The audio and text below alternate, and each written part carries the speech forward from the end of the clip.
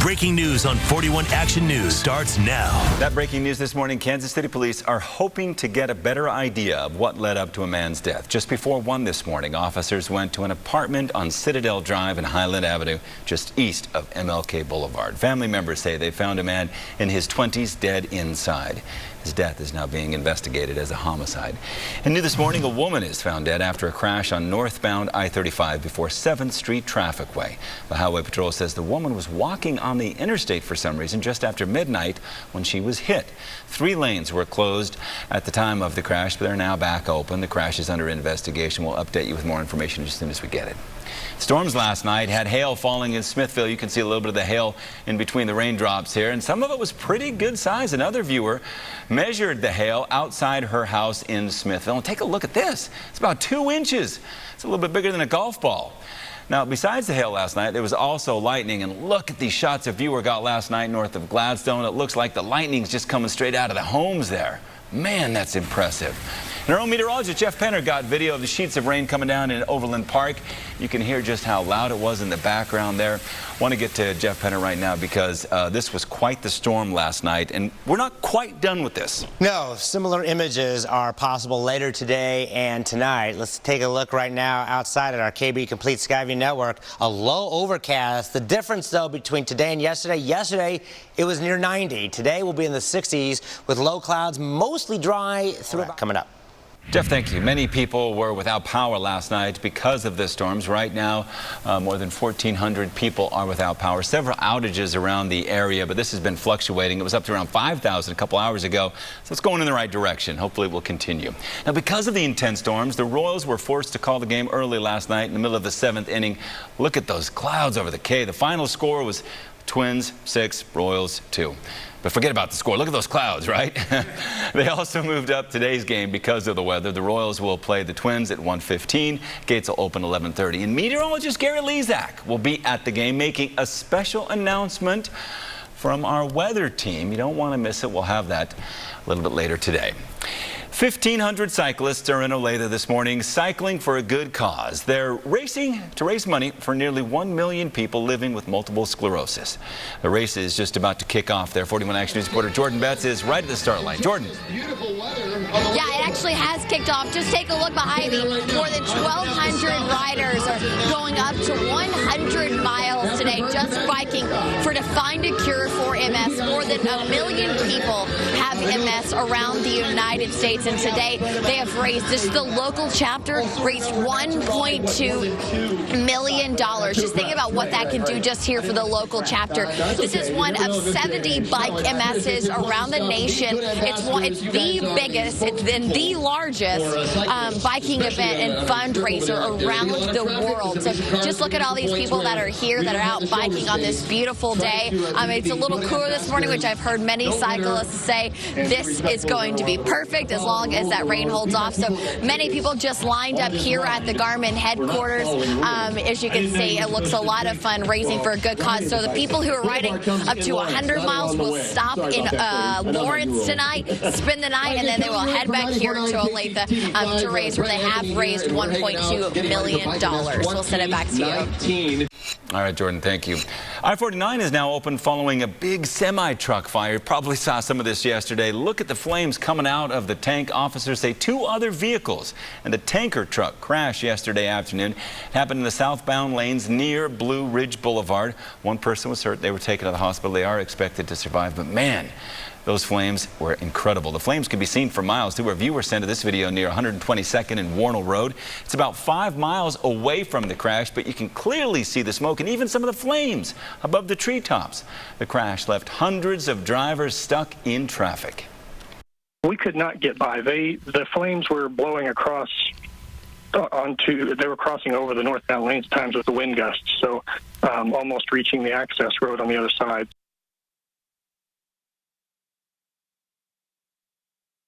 On the overhead sign, we're told the fire caused significant damage to the truss there of the sign. They're trying to get everything back to normal. All right, local parents hope to honor their son's legacy.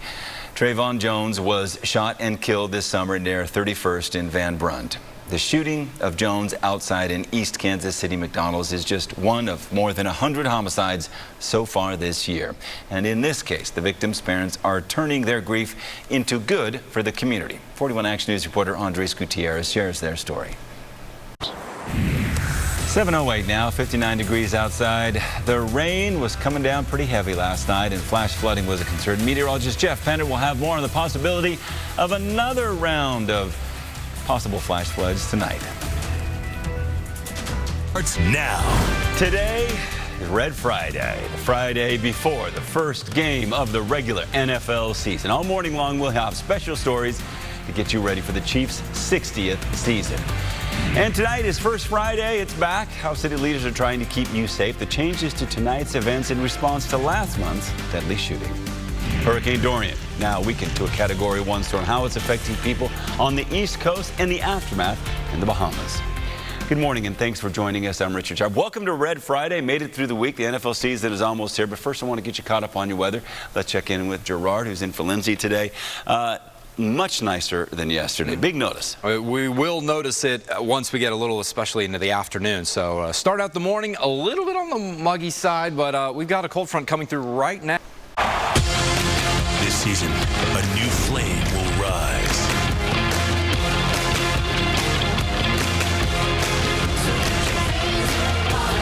Get ready, KC. It's showtime.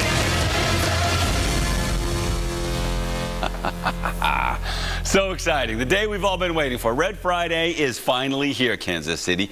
The Chiefs kick off the 60th season Sunday on the road against the Jacksonville Jaguars. Now, to get you pumped up, we have some special stories all morning long on how Kansas City is celebrating. In less than 30 minutes, 41 Action News anchor Lindsay Sively will be out live from McDonald's on 40 Highway. She'll have unique coverage you'll only see here on 41 Action News. Okay, speaking of McDonald's, today you'll be able to see some pretty fun stuff out there. They're selling the new Chiefs Kingdoms flags. You'll see them all along the Country Club Plaza. The crews put them up earlier this week ahead of Red Friday. The flags honor the Chiefs' 60th season of football.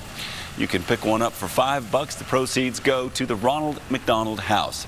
Okay, so in honor of Red Friday, last night fans got a look at the newest mural paying homage to the Chiefs quarterback, Patrick Mahomes. It was unveiled at the Westport Ale House. All of Kansas City is turning red for the Chiefs, even the fountains outside Crown Center. Yesterday morning, the shopping center turned the water red to help celebrate Red Friday.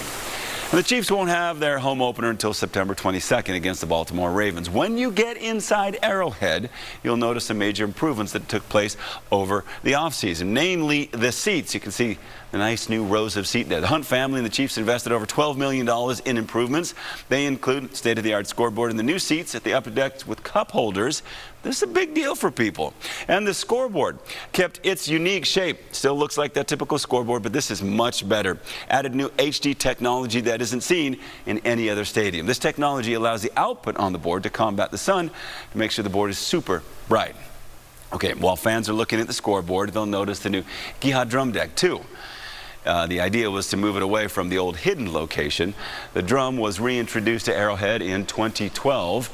And now, as a nod to the old municipal stadium where the Chiefs played from 1963 to 1971, this helps further the tradition as the Chiefs celebrate their 60th year as a franchise. There's also some food to tempt your taste buds. The theme this year, barbecue. State Line barbecue stack, you're looking at it right there. It's got everything. Brisket, pulled pork, turkey, baked beans, and slaw on a cheesy corn bun. There's also barbecue brisket waffle sandwich. It's got provolone jam and bacon jam as well.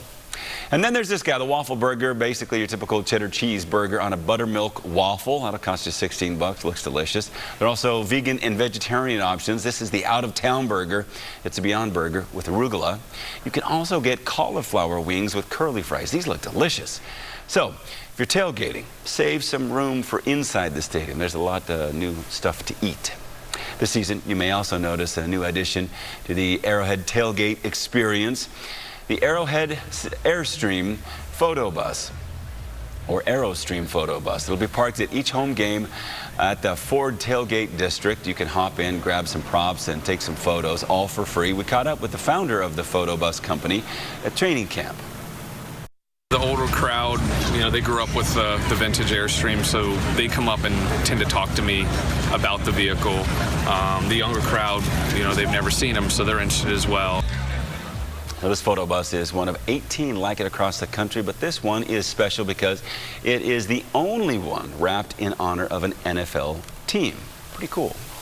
All right, while the Chiefs are away, there will be more road closures around the stadium complex. Starting tonight at 7 p.m., crews will reduce all lanes of I-70 between 435 and 470 down to just one lane. Then at 8 p.m., they'll close all of the ramps to and from I-70 along that stretch of the interstate. At 9, the entire interstate between 435 and 470 will be closed. You will need to follow the signed detours. Eastbound traffic will be forced to exit at 435. Westbound traffic have to exit at 470. Only on 41 Action News, families in one Platte County community are worried about school zone speeding. They say it happens in the mornings and afternoons, putting their kids at risk. 41 Action News reporter Ariel Rothfield found out how one mother is working to keep her daughter safe. 4:36 now. First Friday returns tonight, but the event will look a little different. Find out the new changes to keep everyone safe. Plus, Hurricane Dorian created a huge devastation along the East Coast. Find out how local crews are helping out. All right, here's a look at your weather headlines for this weekend. We're talking about some drier, cooler air coming in with a cold front today, so less heat and humidity are feel pretty nice. We do have a chance for some rain coming our way, though. We'll go over when that is likely to happen coming up. You're watching 41 Action News. Clear, complete coverage. 4:39 tonight. If you plan to head out First Fridays in the Crossroads, it's going to look a little different. Last month, a stray bullet hit and killed a woman while she was at the event. Organizers say the goal this month is to keep people safe, and they're going back to the basics. There will be no food trucks, sidewalk vendors, or street performers. You'll also notice the roads will not be blocked off. That's because organizers lost their liability insurance. We're just like running the time machine back 22 years ago, because in the very beginning it was just the galleries and a few restaurants is how it all started. So that will be what it'll feel like this First Friday. So they're going back. And of course, that's not all the changes. In October, organizers will issue a curfew closing down the shops at 9. First Fridays will also be an alcohol-free event. So the shooting in the Crossroads killed 25-year-old Erin Langhofer. She was a counselor for those dealing with domestic violence. There will be a celebration of her life and work with the Rose Brooks Center today. You can attend at the Church of the Resurrection downtown from 6 to 7:30. Mayor Quentin Lucas says he will be at the First Friday tonight. He took to Twitter asking the community to join him, saying we have a resilient community and we will work together to support each other and build a safe, healthy, and vibrant Kansas City for all. Missouri Highway Patrol resources will go to help cutting down on gun violence across the state. Governor Mike Parson made the announcement yesterday. Resources will go to help the city of St. Louis. The governor is also in talks with Kansas City Mayor Quentin Lucas. The governor says he does not want to use the upcoming special session to address gun violence. He believes the changes will only come if action is taken at the federal, state, local, and community level. Revenge for a prior shooting may have motivated a Kansas City murder. That's according to prosecutors. Prosecutors have charged 18-year-old Taylor Mackey with murder. The shooting happened in August near the 26th and Lockridge area. According to court documents, Mackey told police he believed the victim was responsible for shooting his brother. 26-year-old Isaac Brown died in the shooting. His family held a memorial for him last night. Getting a scholarship to play video games. Sound good? Find out how you can do just that at a local university. Learn all about the world of esports coming up. 4:41 right now, 71 degrees outside. We'll have a check on your forecast coming up in just a minute. You're watching 41 Action News. 4:44 right now. Devastation as far as the eye can see. Just look at that mess. An aerial view of the destruction in the Bahamas after Hurricane Dorian. Just incredible to see. At least 30 people have been killed so far. And in the U.S., tornadoes in the Carolinas spawned the storm. In South Carolina, widespread flooding along the coast. More than 270,000 people are left without power right now. And the storm is weakened to a Category 1 storm, but it's still a major concern. Kansas search and rescue teams are in North Carolina to help in the aftermath of Hurricane Dorian. At first, they went to Florida. An urban search and rescue team is prepared to look for and transport anyone stranded by the rising storm surge and floodwaters. So this is a big concern right now. The storm has just been slow moving and kind of a problem. When we look at that, it's still, I mean, Category 1, that's great news from where it was Category 5, but it's still throwing a lot of water and a lot of rain on the coast. Still some issues, but two good things. Yes, it's weakened. Two is starting to pick up the pace. So it's getting out of here a little bit quicker. Good. By the end of today, we're going to finally see the worst of it out of here, and it's headed long out of the way. So that's the good news. But not a bad forecast. Gerard, thank you. All right, new and unique technology at Johnson County Community College is helping a blind student. Fabian Sifrin wears special sunglasses with the camera. They're linked to an app which allows someone to use the camera to help them get around. The agent can see on their end what's in front of you through the camera, and they say, okay, turn your head to the left or to the right, or move it up or down. So the app is called Ira. It charges people per minute to use it. So you can see how quickly that can add up. Well, Sifrin talked to JCC officials who worked with the company to make the app free on campus. Pretty cool. All right, speaking of college, how about a college scholarship to play video games? Well, this trend is growing for schools in both Missouri and Kansas. Only on 41 Action News, reporter Tom Dempsey takes us behind the screens at Park University to show us the popularity of esports. You really just...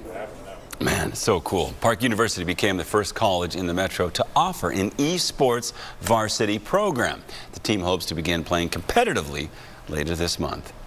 Our 41 Action News Fill the Fridge Food Drive continues today. Coming up, we'll show you where you can help families in need. You're watching 41 Action News. We'll be right back.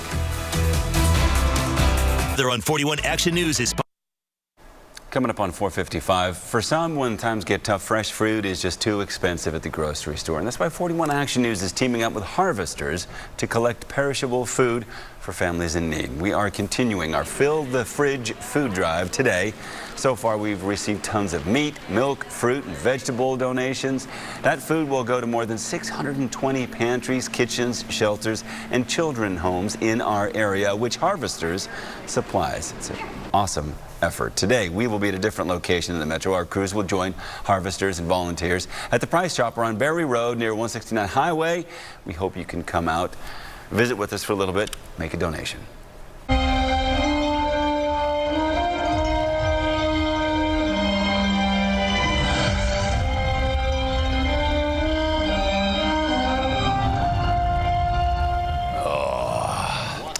Tonight, the KC Symphony will take you back to a galaxy far, far away. It's the Star Wars Empire Strikes Back. You get to watch the iconic movie, but the KC Symphony will provide the musical score live. The concert starts at 7:30 tonight.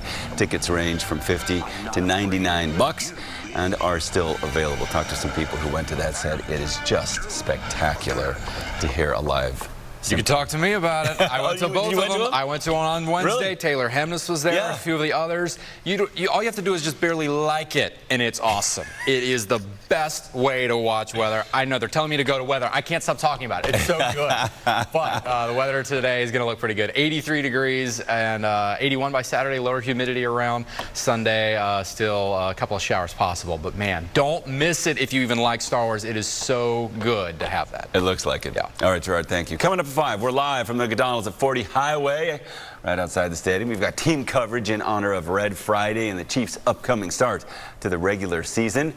Lindsay Shively will be out there. 41 Action News reporter Charlie Keegan will also explain the sale of the special flags at McDonald's and how they're raising money for the Ronald McDonald House. It's an awesome effort.